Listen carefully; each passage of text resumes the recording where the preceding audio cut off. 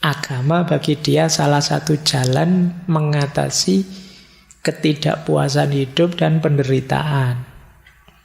Jadi dengan adanya agama, rasa sakit itu tidak terlalu sakit. Kekecewaan tidak terlalu mengecewakan. Segagal apapun kita, begitu kita sadar, ada Tuhan kok. Itu kita akan mendapatkan sandaran yang sangat kuat.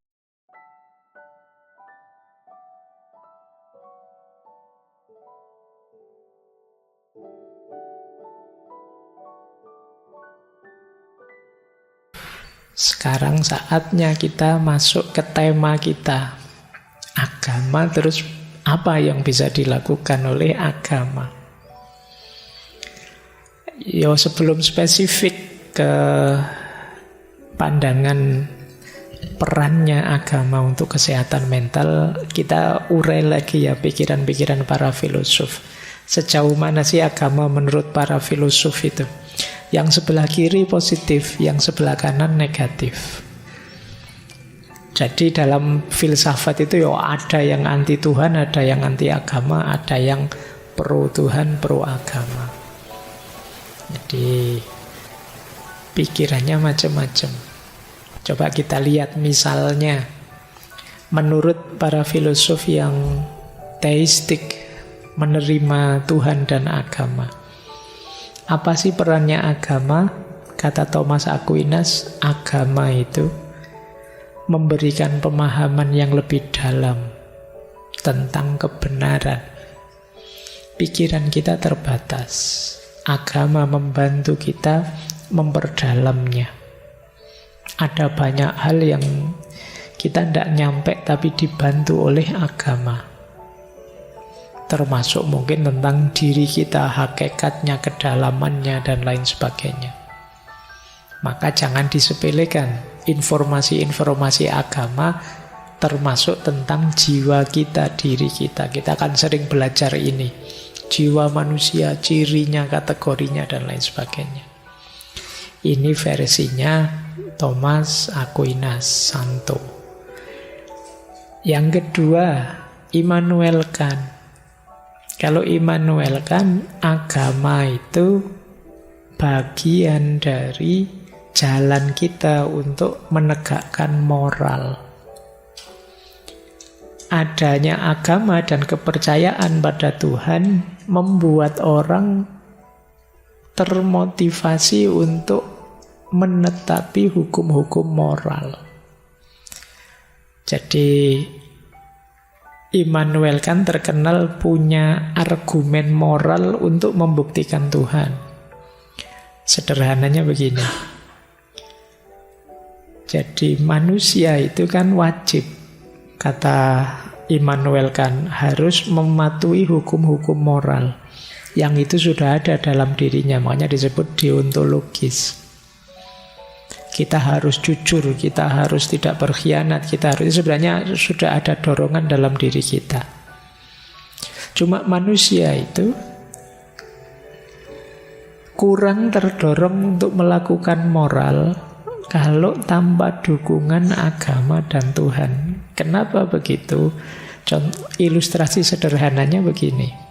Kan banyak orang melakukan aktivitas moral yang luar biasa, banyak juga yang melawan hukum moral. Ada orang baik, ada orang jahat. Nah, sementara kalau kita lihat dalam hidupnya, kadang orang baik ini susah terus hidupnya. Sementara orang jahat kok seneng terus, menang terus. Sampai mati begitu. Lah terus apa gunanya melakukan aktivitas moral kalau sudah capek-capek mematuhi hukum moral sampai mati susah. Yang ini melanggar hukum moral terus sampai mati senang. Nah, maka terus kesimpulannya apa? Pasti hidup itu tidak selesai di dunia ini saja. Pasti ada hidup sesudah mati. Yang di sana orang baik dapat balasan baik, yang buruk dapat balasan buruk. Nah, siapa panitianya mungkin ya di akhirat nanti yang menyelenggarakan hukum bagi yang baik dan balasan bagi yang buruk? Tentu saja Tuhan. Tidak mungkin manusia. Manusia yang dihisap kok. Yang menghisap Tuhan. Jadi Tuhan pasti ada dalam rangka moral. Nah, itu gunanya agama, menjamin moralitas. Kalau mengandalkan pikirannya manusia, mengandalkan manusianya sendiri, hatinya manusia, kadang ya belok-belok, tidak karu-karuan. Tapi yang bisa menjamin itu agama dan Tuhan. Ini Immanuel Kant. Ada lagi Arthur Schopenhauer yang dulu pernah kita bahas dengan pesimismenya. Agama bagi dia salah satu jalan mengatasi ketidakpuasan hidup dan penderitaan. Jadi dengan adanya agama, rasa sakit itu tidak terlalu sakit. Kekecewaan tidak terlalu mengecewakan. Segagal apapun kita, begitu kita sadar, ada Tuhan kok. Itu kita akan mendapatkan sandaran yang sangat kuat. Dulu pernah kita bahas ini. Yang keempat, ini juga pernah kita bahas, Durkheim. Kalau ini manfaat sosialnya. Agama itu memperkuat kesadaran kolektif. Agama menguatkan ikatan kita secara sosial. Karena saya tahu kita sama agamanya, kan terus tambah terikat, tambah ada ikatan di antara kita. Maka kata Durkheim, agama itu memperkuat kesadaran kolektif. Itu yang positif. Nanti ada yang negatif tentang agama. Kalau tadi Pak perannya agama apa? Itu kalau bagi yang kanan ini tidak ada, malah ngaco. Misalnya, kalau bagi Nietzsche, agama itu menanamkan mentalitas budak. Orang jadi kehilangan kebebasan, kehilangan kreativitasnya. Orang diminta patuh saja, ikut saja perintahnya agama. Nah, ini Nietzsche yang punya semboyan terkenal sekali, Tuhan sudah mati. Nanti ada Karl Marx, dia bilang agama itu candu. Karena dia melihat gara-gara agama, itu versi dia ya, orang yang tertindas tidak mau bangkit. Dia merasa, ya sudah, ini takdirku tertindas ini. Allah sudah menetapkan begini misalnya, terus ya sudah kita terima takdirnya Allah, kita ridho dengan apapun keputusannya Allah. Akhirnya ditindas, tidak mau bangkit berjuang. Makanya dia menyebutnya semacam candu. Orang kecanduan itu kan dia tidak sadar situasi realnya yang tertindas.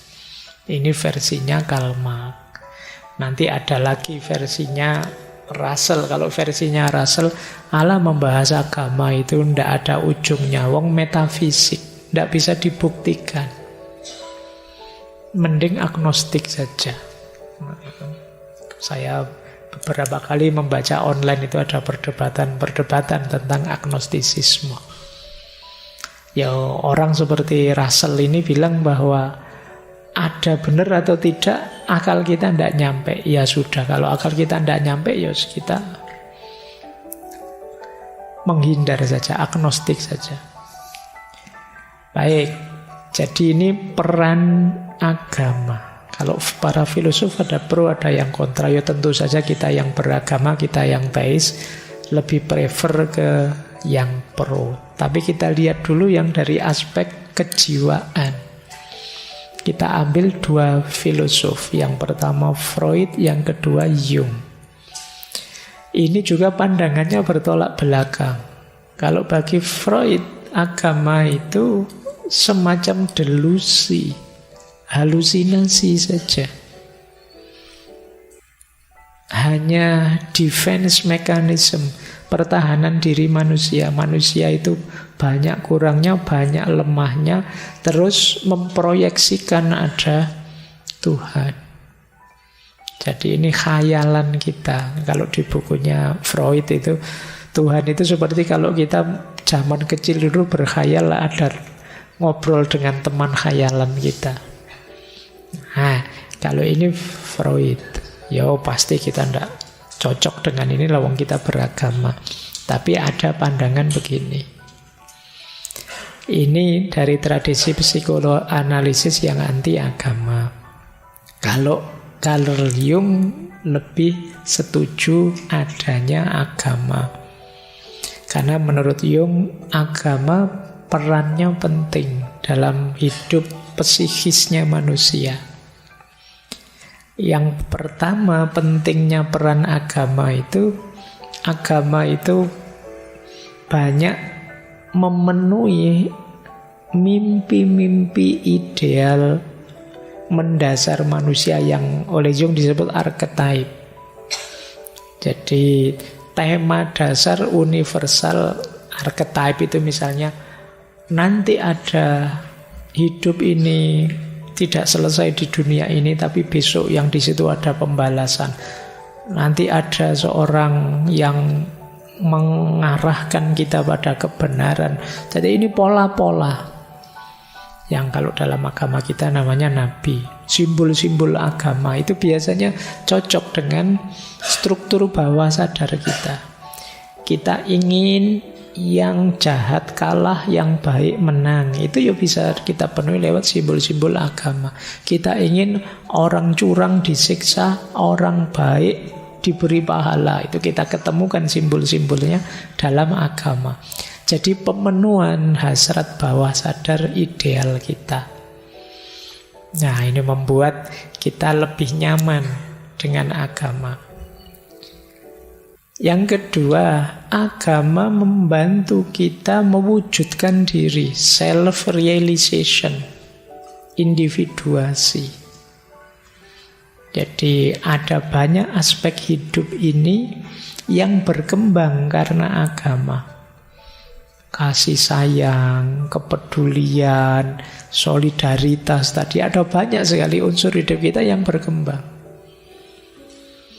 Siap berkorban, itu mungkin juga bagian dari pertumbuhan diri yang sumbernya agama. Kemudian agama juga membuka kita, membawa kita lebih tinggi ke ranah spiritual transenden. Kalau teman-teman membaca ngaji filsafatnya Carl Jung, kan ada itu tentang pneuma, tentang anima, dan lain sebagainya. Agama yang bisa membawa kita ke ranah spiritual transenden itu. Dan yang keempat, ini yang ada hubungannya dengan kesehatan mental ya. Agama itu membawa pada keseimbangan psikis.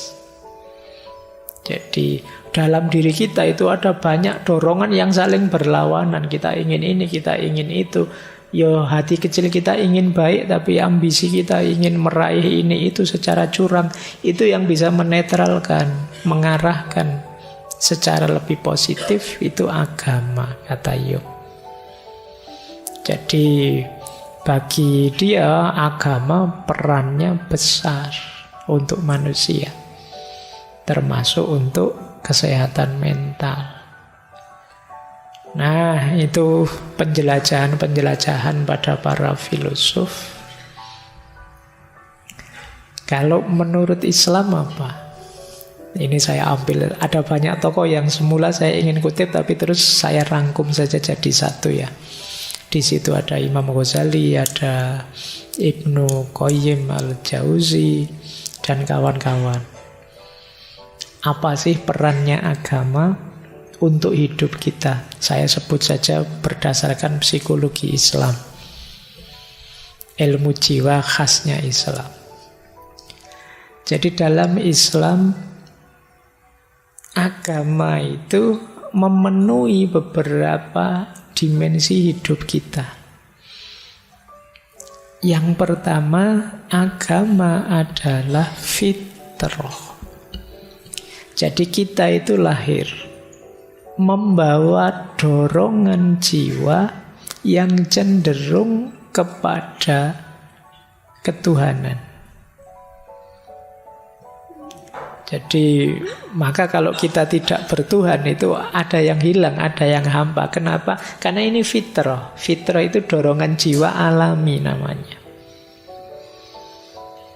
Mungkin kegelisahan-kegelisahan mental kita yang tadi banyak sekali indikasinya karena kita jauh dari Tuhan atau jauh dari agama. Sehingga fitrah kita, dorongan jiwa untuk mengakui, menegaskan keberadaan Tuhan tidak terpenuhi.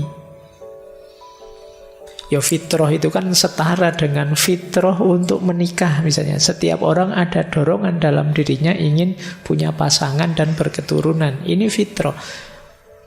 Kalau kita lawan fitrah ini, saya tidak mau nikah Pak, saya itu ada yang hampa, ada kegelisahan tersendiri.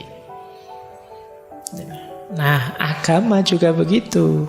Jadi kalau dalam Islam, kalau kita menjauh, kalau kita meninggalkan agama, ada yang hampa dan gelisah. Nah, ini kalau teman-teman membaca kritik-kritik pada peradaban barat yang terlalu materialistik, itu kan arahnya ke sini. Ada yang hilang, ada yang hampa. Ada fitrah yang dikesampingkan. Itu yang membuat gelisah. Maka agama berperan mewujudkan, memfasilitasi fitrah itu, yaitu fitrah bertuhan. Itu yang pertama itu. Yang kedua, ada lagi perannya agama, yaitu peran akidah. Peran akidah ini, tadi kan hidup bahagia itu harus punya tujuan, punya nilai. Peran akidah ini dia berperan, kita mantep, kita yakin, kita percaya pada Tuhan, yang itu tujuan dan makna puncak hidup kita. Di situ kita nyaman kemudian. Jadi ini peran akidah. Karena kita tujuannya Tuhan, kenyamanan kita ada pada Tuhan, kegagalan apapun masih bisa kita toleransi selama kita tidak menjauh dari Tuhan. Nah, ini peran agama di situ. Kalau teman-teman sedang galau, sedih, gelisah, mari kita sadari bahwa hidup ini ilaihi roji'un, kembali pada Allah. Selama kita tidak kehilangan Allah, selama kita masih dekat dan semakin dekat padanya, kita masih nyaman, kita masih aman. Tidak harus galau, tidak harus putus asa. Ini namanya peran akidah. Yang ketiga, apa perannya agama untuk kesehatan mental? Yaitu takwa. Takwa ini kita mendefinisikannya kesadaran dan ketaatan pada Allah, pada Tuhan. Kesadaran dan ketaatan ini jangan dikira sekedar kayak kritiknya Nietzsche tadi ya. Itu hanya kita seperti budak saja disuruh-suruh. Enggak. Yang diperintahkan oleh Allah pada kita itu sesuatu yang manfaatnya untuk kita. Kalau budak itu kan disuruh untuk manfaat majikannya. Tapi Allah menyuruh kita untuk kita, ketenangan jiwa kita, kemantapan hati kita, perilaku kita yang baik, panduan moral untuk hidup sehari-hari. Disitulah perannya agama. Kadang-kadang pikiran kita buntu, hati kita gelap. Kita tidak bisa milih apa yang harus saya lakukan, apa yang harus saya jauhi. Alhamdulillah ada agama. Petunjuknya konkret. Saya harus melakukan ini, menjauhi ini. Mengurangi kebingungan dan capek kita. Nah, itu gunanya takwa. Jadi ini peran yang ketiga dari agama. Yang keempat, agama juga punya peran evaluatif. Ini sering kita bahas, tadi juga kita singgung, malam hari ini kita agak muhasabah ya, mengukur diri kita. Introspeksi. Agama jadi standar-standar. Orang muhasabah itu kan ngukur sebaik mana perbuatanku, pikiranku, perasaanku. Aku ini tambah baik apa tidak? Evaluasi diri, introspeksi diri kan penting. Cuma kalau kita tidak punya standar, sulit kita muhasabah. Pak, saya tafakur tentang diri saya, Pak. Kelihatannya saya lebih baik sekarang, Pak. Loh, lebih baik itu dilihat dari mananya. Nah, kalian perlu standar. Nah, agama menyediakan standar itu. Muhasabahmu lebih simpel sekarang. Pak, rasanya kok saya tambah jauh ya Pak dari Allah. Nanti kan kamu punya standar sekarang. Rasanya kok saya tidak bisa menjalankan perintahnya Al-Quran ya Pak untuk sabar. Saya kok ngamukan banget sih Pak. Nah ini enaknya agama menyediakan perangkat standar untuk kita bermuhasabah. Ada lagi, agama mendidik kita untuk sabar dan syukur. Ini 2 jurus sapu jagat untuk apa saja menang kalau kalian punya menguasai ini.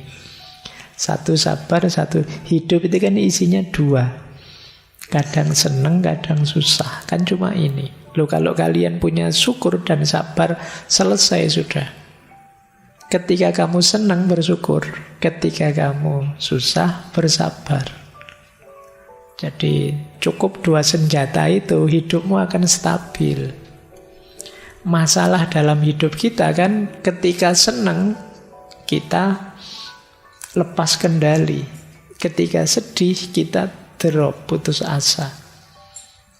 Nah, untuk biar tidak lepas kendali dan putus asa, ya syukur dan sabar. Dan agama menguatkan di situ. Jadi kalau tanpa sandaran agama, ya syukur itu kan rasanya hampa. Kamu bersyukur pada siapa? Ketika ada agama, bersyukurnya pada Tuhan yang menganugerahkan kenikmatan ini sekarang. Ketika tidak ada objek untuk disyukuri kan, terus kamu balik ke dirimu sendiri, bersyukurnya ke dirimu sendiri. Iya, sekarang pas kamu sukses, pas gagal, ketika kamu kembalikan ke dirimu sendiri, terus kamu jatuhnya putus asa. Ketika kembali ke dirimu sendiri, kalau sukses sombong, kalau gagal putus asa. Nah, itu gunanya kita punya agama untuk meminimalisir efek dari problem mental tadi. Dan yang terakhir, peran agama dari perspektif ilmu jiwa Islam, psikologi Islam itu ihsan. Agama mengajarkan kita untuk memuncakkan kebaikan. Ya mudahnya menyempurnakan segala kebaikan kita hanya pada Allah saja. Ini lebih menenteramkan. Sering saya ilustrasikan ya, hidup ini ada beberapa level motif tindakan kita. Ada karena kewajiban saja, ada karena kebutuhan, dan yang paling tinggi ya karena ketulusan, keikhlasan, kemurnian pada Tuhan saja. Nah, agama menyarankan segala perbuatan kita dipuncakkan sampai ke level lillahi ta'ala. Tidak sekedar karena pamrih, apalagi karena kewajiban. Segala sedih, galau, kecewa kita muncul karena ada pamrih-pamrih biasanya. Seperti saya bilang tadi ya di pengantar waktu launching buku tadi kan saya bilang, kalau tidak ada target apa-apa ya tidak mengecewai apa-apa. Tapi kalau kalian motif pamrihmu banyak, ya kecewamu banyak. Ngaji ke sini, saya nanti ngaji duduk agak pojok yang dapat sandaran, terus nanti ngambil minumnya 2, terus nanti kamu ngancang-ngancang gitu, begitu nyampe sini, loh yang datang sudah banyak, tempat dudukku sudah tempati orang, minumnya tidak kebagian, kecewamu banyak. Kenapa? Tadi pamrihmu banyak. Nanti kalau sudah selesai, pingin ngobrol sebentar sama Pak Faiz, yang ngantri banyak, kamu tidak sempat maju sampai jengkel. Nah, kecewamu banyak karena pamrihmu banyak. Kalau tadi tidak pamrih apa-apa, mungkin tidak ada yang kecewa. Tapi karena kamu target dan meleset, jadi kecewa. Maka dalam agama kita diminta ihsan. Ihsan itu kan, kalau dalam Islam, anta budallaha ka'annaka tarahu wa illam takun tarahu fa innahu yaraka. Melakukan apapun ikhlas karena Allah saja. Itu lebih nyaman untuk mental kita. Jadi ini gambaran umum sederhananya. Apa kalau ada yang tanya peran agama untuk kesehatan mental? Kalau dari Islam, agama memberikan fitrah, memberikan akidah, memberikan takwa, memfasilitasi muhasabah, mendorong kita untuk sabar, syukur, dan ihsan. Dan ini efeknya luar biasa untuk kesehatan mental kita.